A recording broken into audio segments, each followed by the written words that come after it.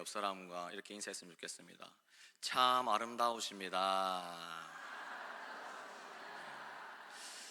이 시간 우리 하나님 말씀을 또 듣고 은혜를 누리면서 더 아름다워지는 우리 모두가 되기를 소망합니다. 초등학생들이 고학년이 되면 될수록 더 중요하게 좀 생각하는 그런 한 가지 가치가 있는데요. 바로 어떤 공정성에 대해서 아이들이 점점 더 민감해집니다. 어릴 때는 그냥 좀 억울해도 참고 그냥 조용했던 아이들이 고학년이 되면서 부당한 것이 있으면 저한테 와서 목사님 하면서 소리를 지르거든요. 그런 아이들에게 만일 우리 어른이나 선생님들이 조금이라도 부당한 대우를 한다면 어떤 반응을 보이겠습니까? 저는 이제 어제 성경학교, 오늘까지 이렇게 성경학교를 했는데 불과 어제 그런 일을 저도 당했습니다. 이제 게임을 진행하다가 제가 또 사람인지라 또 못 보고 또 누가 1등 했는지 까먹고 이렇게 할 수가 있는데 아니나 다를까 어떤 친구는 거의 무서운 눈빛으로 저를 쳐다보더라고요. 그런데 다만 그런 억울함에 있어서, 공정하지 못한 상황에 있어서 부당함을 호소하고 억울함을 호소하는 게 단지 아이들만의 이야기일까요? 때로는 우리도 하나님 앞에서 그런 모습을 보일 때가 있습니다. 하나님 앞에서 어떤 상황이 부당하다고 따지고 납득이 되지 않는다고 말하고, 또 때로는 내가 저 사람보다 하나님 더 기도 많이 했잖아요, 그러니까 이거 응답해 주셔야 되는 거 아니에요? 이런 식으로 따지곤 하죠. 우리가 하나님 앞에서 특별히 그런 태도를 더 쉽게 그런 태도를 더 쉽게 가지게 될 때가 있는데 언제일까요? 바로 우리가 하나님께서 주신 은혜를 잊어버릴 때입니다. 한 영화에서 나온 명대사가 있습니다. 호의가 계속되면 권리인 줄 알아요 라는 말인데요, 우리는 어쩌면 때로 하나님 앞에서 하나님께서 주신 은혜를 망각하고 하나님께서 베푸신 그 은혜가 마치 내가 한 것 마냥 하나님 앞에 나아가 권리를 주장할 때가 있지 않습니까? 주 안에서 사랑하는 성도님 여러분, 그러나 우리에게 과연 그럴 만한 정말 자격이 있습니까? 이 시간 말씀을 통해서 하나님께서 오늘 우리에게 베푸신 은혜를 돌아보고 이제 다시 하나님 앞에 겸손히 또 은혜에 감사하며 살아가는 모두가 되기를 간절히 소망합니다. 본문은 오늘 다윗과 함께 한 이스라엘 백성들이 아말렉 그 사람들과 싸우고 난 뒤의 이야기, 전쟁한 뒤에 승리 그 이후의 이야기입니다. 다윗과 이스라엘 백성들이 전쟁에서 승리한 것 너무나 기쁜 일이었는데 문제가 승리에서 끝나지 않았다는 것이죠. 한 가지 문제가 생겼는데 바로 승리 이후에 얻은 전리품 분배의 문제였습니다. 어떤 한 무리는 이 전리품 분배 과정이 아주 못마땅했나 봅니다. 왜 그토록 그들은 그렇게 화가 난 것일까요? 도대체 어떤 일이 있었던 것일까요? 우리는 먼저 다윗이 이스라엘 백성들과 다윗이 아말렉 사람들과 어떻게 전쟁을 하게 되었는지 그 배경을 잠시 살펴보고, 그 이스라엘 백성들이 하나님께 받았던 은혜가 무엇인지 생각해보고, 두 번째로는 그런 은혜에도 불구하고 그들이 왜 이토록 지금 난리와 아우성을 치고 있는지 살펴볼 것이고, 마지막에 다윗이 고백하는 그 고백을 통해서 우리가 회복해야 될 그 은혜를 기억하기를 소망합니다. 먼저 다윗과 이스라엘 백성들은 왜 아말렉 사람들과 전쟁을 하게 되었냐, 그 자초지정에 대해서 함께 나누어 보려고 하는데, 우리가 읽지는 않았지만 다윗은 참 오랜 기간 동안 사울을 피해 도망자 신세로 다녔습니다. 그런데 다윗이 너무 오래 도망치다 보니까 지쳐서 그런지 좀 안 좋은 선택을 하게 되는데 바로 블레셋으로 도망하는 선택이죠. 그런데도 불구하고 그런 선택을 했지만 하나님께서는 그곳에서도 다윗에게 은혜를 베푸시고 다윗은 블레셋에서 그래도 꽤 괜찮은 삶을 살았습니다. 그곳에 있던 왕 아기스의 인정을 받았고, 그리고 그 아기스 왕에게 시글락이라는 성읍까지 이렇게 받게 되었기 때문이죠. 그러나 그렇게 행복한 시절도 잠시 다윗이 다시 한번 위기를 맞이하게 되는데, 바로 또다시 이제 어떤 위기였냐면, 다윗과 이제 이스라엘 백성들은 사실은 이스라엘 사람들이지만 지금 블레셋 편에 있지 않습니까? 그 블레셋 편으로서 아기스 왕이 너무 신뢰해서 블레셋 편으로서 이스라엘과의 전쟁에 나가자고 하는 겁니다. 그런데도 이런 상황에서 참으로 다윗은 난처했죠. 그러나 하나님께서는 이런 상황 속에서도 지금 다윗을 다시 그 상황을 모면할 수 있도록 불러내시고, 다행히 다윗은 블레셋 편에서 이스라엘과 싸우지 않고 자신이 본래 거주하던 그 시글락으로 이제 돌아오게 됩니다. 그런데 웬일입니까? 그들은 이제 기대감에 부푼 마음으로 시글락을 향해서 이제 3일간 행군을 하고 돌아왔는데, 저 멀리 보이는 시글락, 마치 이스라엘 백성들에게는 자신들의 그 집의 모습을 보는데 이전과 같지 않은 거예요. 그 시글락이 그냥 옛날같이 성읍 그대로 있어야 되는데, 저 멀리 보이는 시글락에는 연기가 피어오르고 불이 타고 있는 모습이 보였던 것입니다. 왜 그랬을까요? 다윗과 사람들이 잠시 자리를 비운 그 사이에 아말렉 사람들이 그곳에 쳐들어왔기 때문입니다. 아말렉 사람들이 성을 공격하고 불살라버렸고, 그뿐 아니라 이스라엘 사람들의 가족들, 아내와 자녀들까지 모두 사로잡아 가버린 것이죠.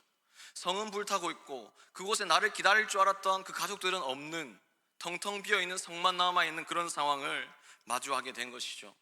이것이 다윗과 이스라엘 백성들이 아말렉 사람들과 싸우게 된 그 전쟁의 시작입니다. 얼마 전 전쟁터에서 벗어난 사람들은 이제 따뜻한 집으로 가서 내가 사랑하는 아내를 만나고 내가 사랑하는 자녀가 나를 마중 나올 것을 기대했지만 그러지 않았죠. 순식간에 그 분위기는 달라졌습니다. 그 기대감은 온데간데 없이 사라지고 달라졌는데, 사무엘상 30장 4절에 다윗과 그와 함께한 백성이 울 기력이 없도록 소리를 높여 울었더라. 당시의 상황이 얼마나 처참했는지 한번 상상해 보십시오. 내가 살고 있던 그 집이 다 불타버렸고 내가 사랑하는 가족 다 떠나고 그곳에는 울음소리만 가득 퍼지고 있습니다. 얼마 전 들렸던 하나님을 향한 찬양의 소리는 순식간에 울부짖음으로 변했습니다. 그러나 다행히도 이런 상황 속에서 다윗은 얼마 전 깨달은 교훈을 잊지 않았죠. 바로 어떤 상황 속에서도 하나님께서 자신을 붙들고 계시고 건져내신다는 사실입니다. 사무엘상 30장 6절에 다윗이 크게 다급하였으나 그의 하나님 여호와를 힘입고 용기를 얻었더라. 다윗은 다급하였지만 이제는 자신의 방법대로 블레셋으로 어떻게 도움을 요청하는 게 아니라 하나님께 그 자리에서 엎드렸습니다. 다윗은 하나님께 물었습니다. 8절에 다윗이 여호와께 묻자와 이르되 내가 이 군대를 추격하면 따라잡겠습니까? 이 다윗의 기도를 들은 하나님의 대답, 8절 하반절에 여호와께서 대답하시되 그를 쫓아가라, 내가 반드시 따라잡고 도로 찾으리라. 이 말씀을 붙들고 그렇게 다윗과 처음에 함께 있던 사람들은 600명이었습니다. 다윗과 600명의 사람들은 이제 쉬지도 못한 채 계속해서 다시 행군을 이어나가게 되었죠.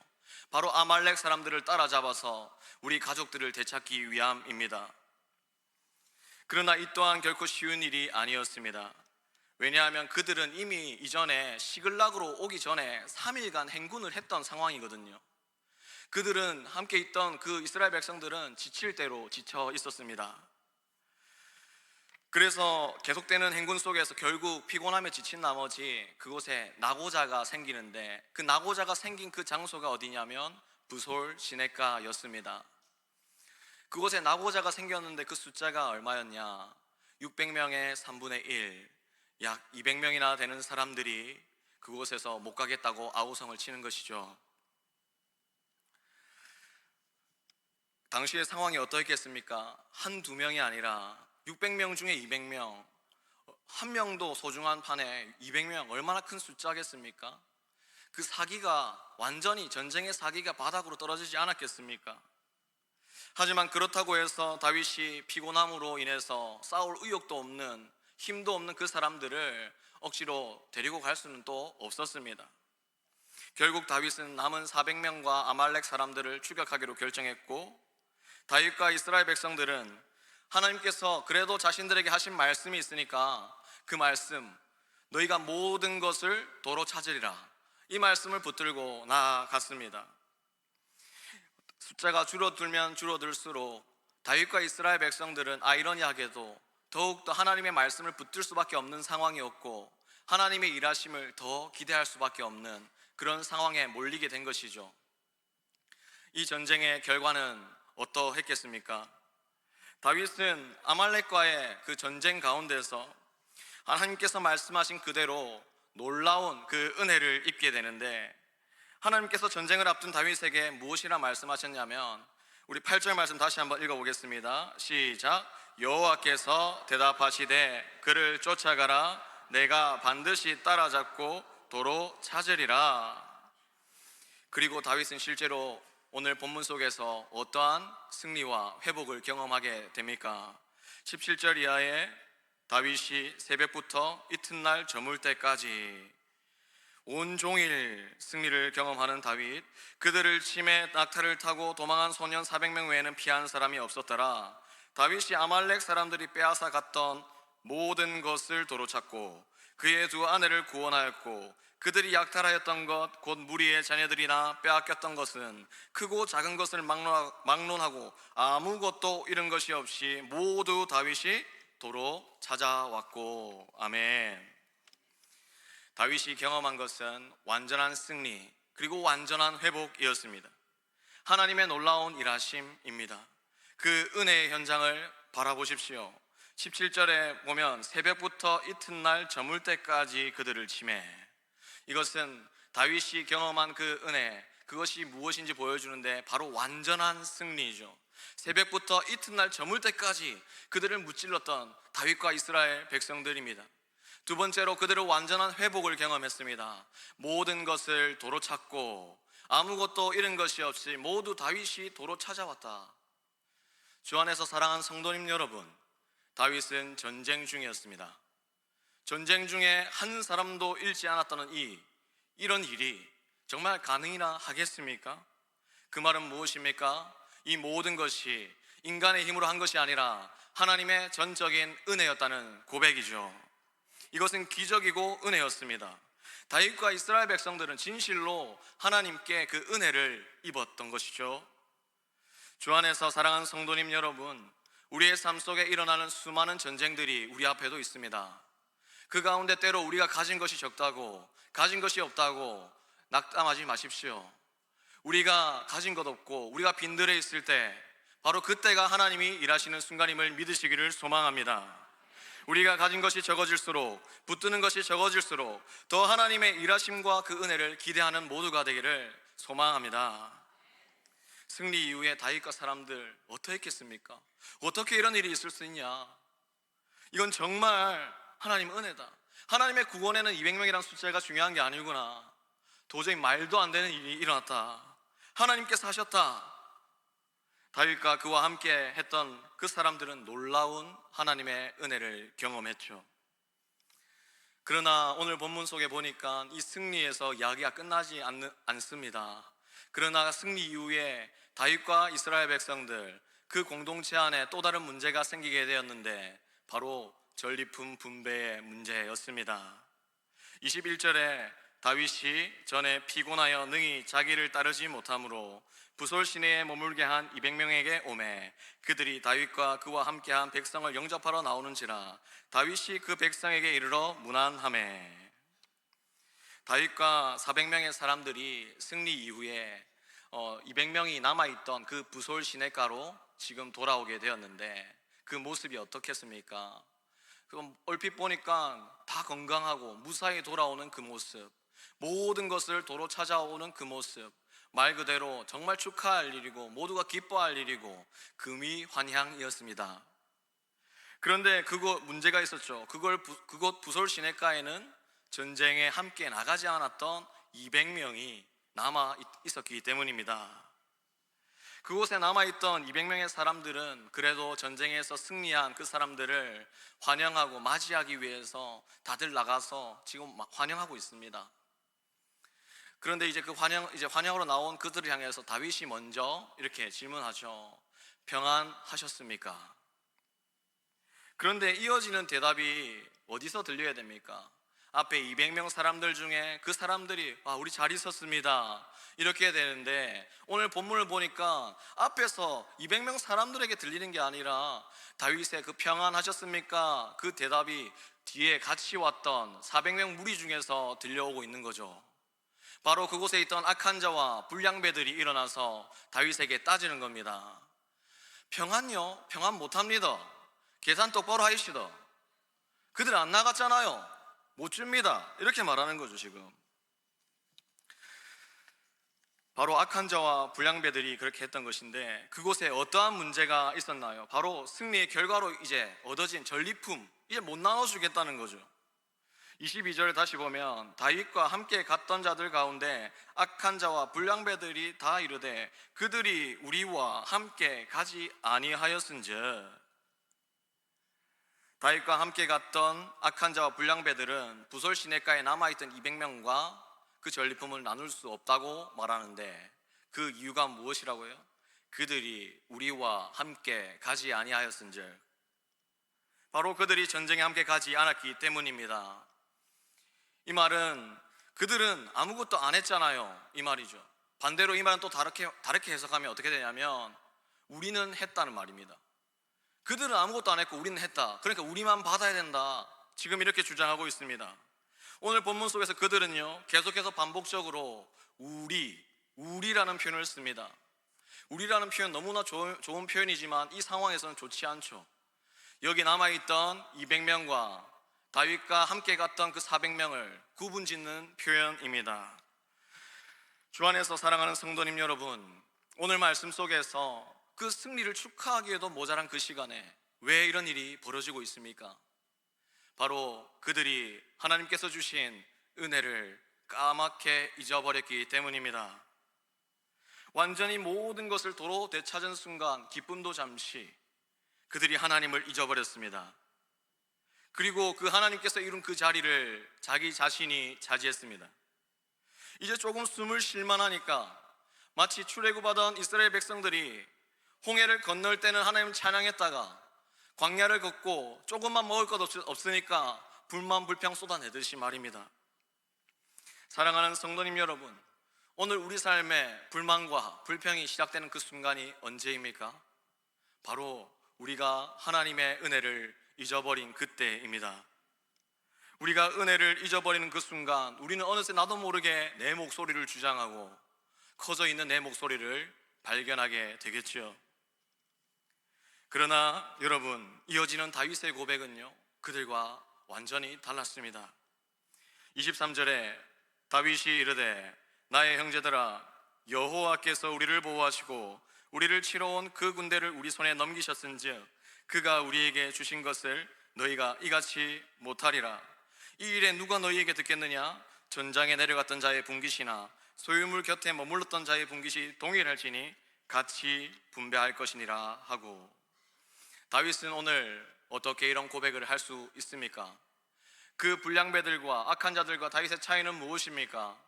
바로 하나님께서 베푸신 그 은혜를 기억했다는 사실이죠. 다윗은 그들의 요구를 들어줄 수 없다고 말합니다.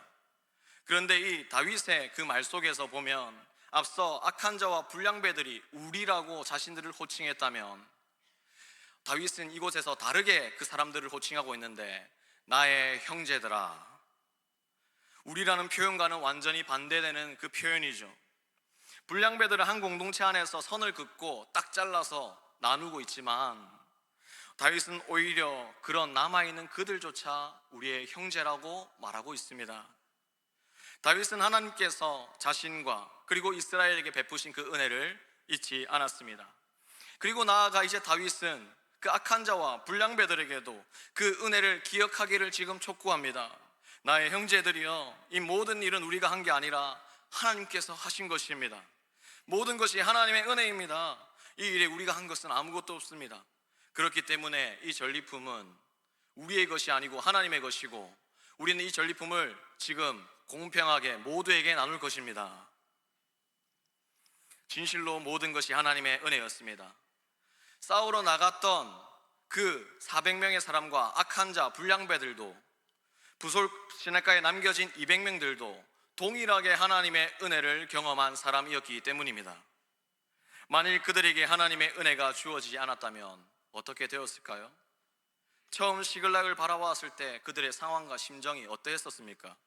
사무엘상 30장 4절에 다윗과 그와 함께한 백성이 울 기력이 없도록 소리를 높여 울었더라. 하나님께서 없었다면 그들의 울음은 그치지 않고 지금까지 계속되었지 않겠습니까? 그런데도 불구하고 그들은 하나님께서 주신 은혜를 잊어버리고 그 목소리 높여 울었던 그 울음소리를 바꾸어서 자기의 목소리로 변해서 자기를 주장하고 있는 그들의 모습입니다. 악한 자와 불량배들 역시 하나님의 은혜가 없었다면요, 부솔 시내가에 남겨진 200명들과 마찬가지로 모든 것을 잃어버린 것이나 마찬가지였습니다. 그들과 부솔 시내가에 남겨진 200명은 다를 것 하나도 없었습니다. 오늘 전쟁의 그 승리를 이끄신 분은 하나님이시기 때문입니다. 만일 하나님의 은혜가 없었다면 그들이 과연 장담할 수 있을까요? 그렇게 불만을 쏟아내는 악한 자와 불량배들이 전쟁을 승리는 했겠지만 자신의 혹시나 자녀를 잃거나 자신의 아내를 잃거나 남편을 잃거나 가족을 잃는 슬픔을 충분히 당할 수 있는 그런 상황 아니었습니까?